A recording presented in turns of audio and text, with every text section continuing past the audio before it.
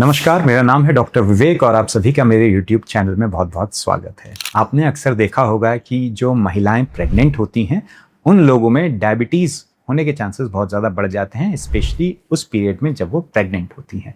इसको कहा जाता है गेस्टेशन डायबिटीज़। अब जानते हैं कि ये होता क्यों है, क्या है इसके पीछे कारण। देखिए, इसका एक सबसे बड़ा कारण होता है स्ट्रेस। अगर आपकी बॉडी ज़्यादा स्ट्रेस में रहती है या किसी भी कारण से आपको ज़्यादा स्ट्रेस है तो हमारी बॉडी क्या करती है, इस स्ट्रेस के समय में एक हार्मोन रिलीज करती है जिसको कहा जाता है कॉर्टिसोल।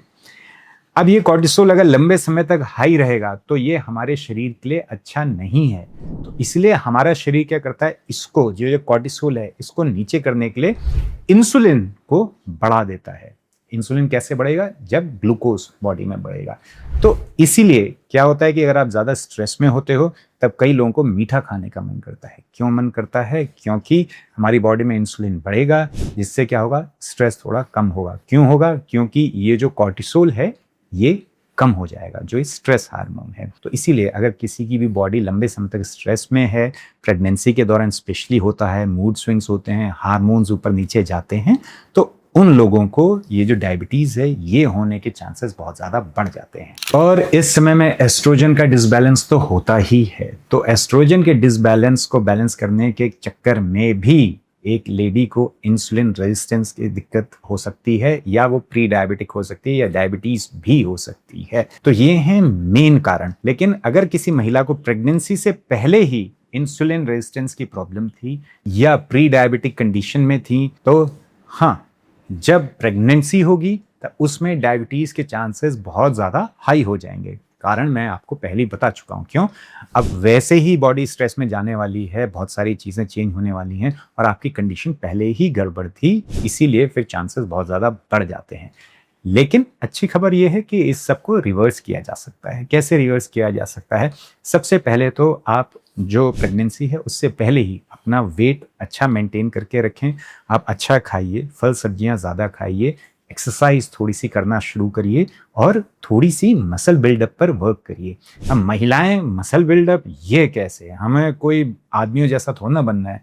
देखिए, आदमियों जैसे नहीं बन सकते। अगर आप फीमेल्स एक्सरसाइज भी करेंगी तब भी नहीं बन सकते, और आदमी चाहे जितना कर लें वो महिलाओं जैसे नहीं बन सकते। क्यों? हमारे में हार्मोनल डिफरेंस है। आदमियों में टेस्टोस्टेरोन हाई होता है जिससे आपकी मसल बिल्डअप ज़्यादा होती है। उसका एक रीज़न भी है, क्योंकि कई सालों से हंटिंग होती थी, शिकार होता था, आदमी बाहर जाता था, तो वो सारे कारण हैं। फीमेल्स में दूसरे हार्मोन्स होते हैं और थोड़ा सा टेस्टोस्टेरोन होता है। अगर आप एक्सरसाइज करोगे तो ऐसा नहीं है कि आप आदमियों जैसे बन जाओगे, लेकिन आपकी मसल ग्रोथ होगी थोड़ी सी, और इससे क्या होगा कि जो आपकी मसल है वो आपकी इंसुलिन सेंसिटिविटी को बेटर करेगी, जिससे आपको इंसुलिन रेजिस्टेंस में आराम मिलेगा, और इससे आपको डायबिटीज़ की जो परेशानी है, या अगर आप चाहते हो ना हो प्रेगनेंसी में, उसमें भी ये चीज़ हेल्प करेगी। तो थोड़ी सी आप एक्सरसाइज करना शुरू करिए, थोड़ा सा अपना डाइट का ध्यान रखना शुरू करिए, आप फल सब्जियां ज़्यादा खाइए। ये आपके शरीर को बहुत सारे वाइटामिन्स मिनरल्स प्रोवाइड करेंगे फल सब्जियां। इससे क्या होगा कि आपका शरीर प्रेगनेंसी के लिए अच्छी तरह से तैयार भी होगा। दूसरा, आपको थोड़ा सा कार्ब्स अपने कम करने हैं और प्रोटीन की मात्रा थोड़ी सी बढ़ानी है। ये बहुत ही इंपॉर्टेंट है। अगर आप अपने कार्ब्स कम नहीं करेंगे तो लास्ट में ये कार्ब्स जो है, जो एक्स्ट्रा कार्ब्स होते हैं, ये फैट के फॉर्म में हमारी बॉडी में स्टोर हो जाते हैं। तो कार्ब्स कम करिए, प्रोटीन थोड़ा सा बढ़ाइए। इससे आपकी मसल बिल्डअप में भी हेल्प होगी और ये आपकी जो इंसुलिन स्पाइक्स हैं वो भी नहीं करेगा। खाने में अगर आप बैलेंस रखोगे, आपके खाने में प्रोटीन भी रहेगा, उससे आपके जो खाना है वो एकदम स्पाइक नहीं करेगा इंसुलिन को। इवन अगर आप सब्जियां ऐड करते हो अपने खाने में, उससे भी आपका इंसुलिन स्पाइक्स नहीं होते हैं, इंसुलिन नहीं बढ़ता है। तो ये छोटी छोटी आपको चीज़ें करनी है, इससे हेल्प मिलेगी। अगर हम हर्ब्स की बात करें या फिर नेचुरल स्टफ़ की जो आपको मदद कर सकता है, तो उसमें आपको सिनेमन यानी दालचीनी बहुत अच्छा हेल्प कर सकती है। थोड़ी सी मात्रा में लेनी होती है, ज़्यादा नहीं लेनी होती है। 1/4 चम्मच भी बहुत है दिन भर के लिए, आप इसका सेवन कर सकते हैं, ये आपको मदद करेगी।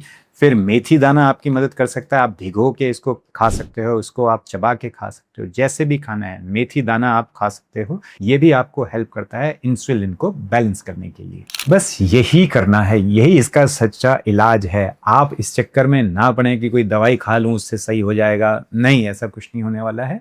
ये लाइफस्टाइल प्रॉब्लम है, लाइफस्टाइल डिसीज इनको कहा जाता है। लाइफस्टाइल को सुधारिए, सब सुधर जाएगा। आपका बच्चा भी हेल्थी रहेगा, आप भी हेल्थी रहोगे, आपका परिवार हेल्थी रहेगा, और आपका बच्चा देखेगा कि आपकी कैसी आदतें हैं, उसी से ही तो वो सीखेगा। तो आप अगर हेल्थी खा रहे हो, आप नेचुरल चीज़ें यूज़ कर रहे हो, यही सारी चीज़ें आपका बच्चा सीखने वाला है, वही आगे उसका जीवन होने वाला है। तो अपने लिए, अपने बच्चे के लिए, अपने परिवार के लिए ज़रूर हेल्थी आदतें अपनाइए, आयुर्वेद को अपनाइए। आप देखेंगे कि आपके जीवन में बहुत पॉजिटिव, बहुत अच्छे सुधार होने लगेंगे। आशा करता हूँ आज की वीडियो आपके लिए लाभदायक रहेगी। मिलते हैं अगली वीडियो में एक बड़ी मुस्कुराहट के साथ। तब तक के लिए हंसते रहिए, मुस्कुराते रहिए।